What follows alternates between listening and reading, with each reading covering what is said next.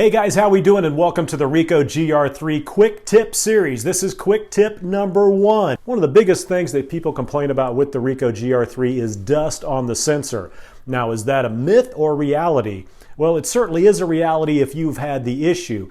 It's not unique only to the Ricoh GR3. Many compact cameras have this problem. And the difference between your DSLR and your Ricoh GR3 or any compact camera is most cameras you can take the lens off, get in there and clean it out, put it back on, and you're good to go. With the Ricoh GR3 and other compact cameras, you'd have to take the camera apart to get to the sensor. You have to send it to Germany or wherever it is to get this thing cleaned, and that's not a good idea, not a great thing to be able to do when you're without your camera. So how can you avoid this? It doesn't have to happen to you. It's my opinion, a lot of this happens when folks, for instance, will take this camera, and as you see, when you open up the shutter there, or you turn the camera on, it pops out.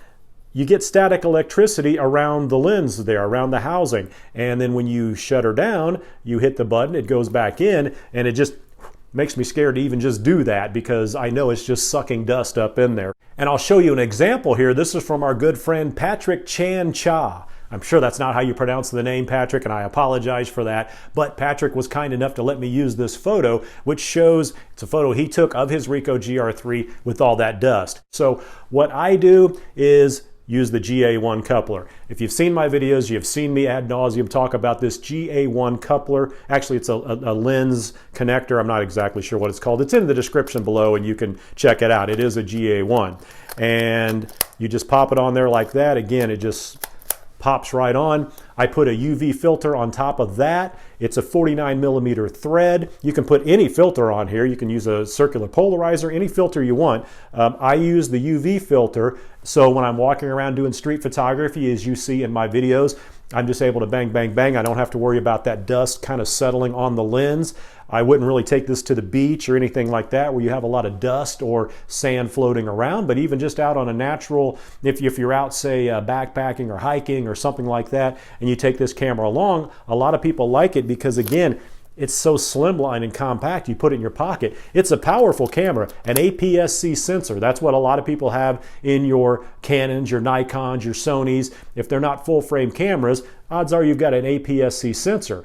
A lot of compact cameras do not have APS-C. They have a little smaller 1-inch or 2/3 inch sensor, and those are not as powerful. You get a lot more noise, a lot more grain. With the Ricoh GR3, it's a fantastic camera because it's got that APS-C sensor. A lot of other factors as well, but we're not here to talk about those in this first quick tip. This first quick tip was about the dust on the sensor. I don't know, it's not scientifically proven that it will solve that problem. It's not airtight, but boy, it sure is locked in there, and there's a nice seal there. The last thing I'll leave you with on this setup, people would say, and I know they're screaming at the video right now, why are you putting a $7.99 filter in front of a $1,000 camera lens?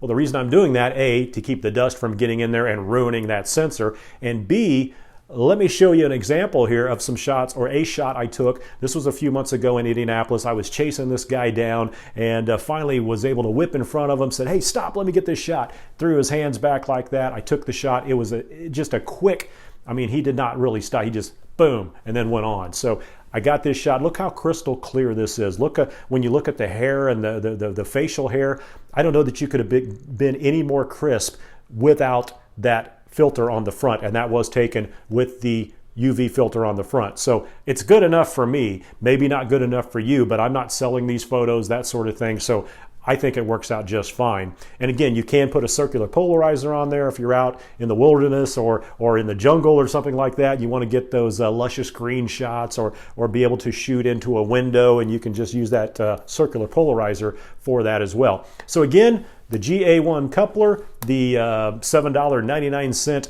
UV filter, these are all available in the description below. If you order from those links, it does help this channel, and I really do appreciate that. If you've learned something here today, please like, please subscribe, for more tips coming up. I've got a lot more coming up here that we'll be rolling out. And again, what I'm trying to do is pick an issue with the Ricoh GR3 and then explain that so that people don't have to watch a 30 or 40 minute video just to find one little thing they were looking for. A lot of features in this camera, and I'm going to try to cover as many as possible. So stay tuned. I do appreciate it, guys. Remember, subscribe and you'll get notification every time I come out with a Ricoh GR3 quick tip. That's going to do it for this one. We'll see you on the next one.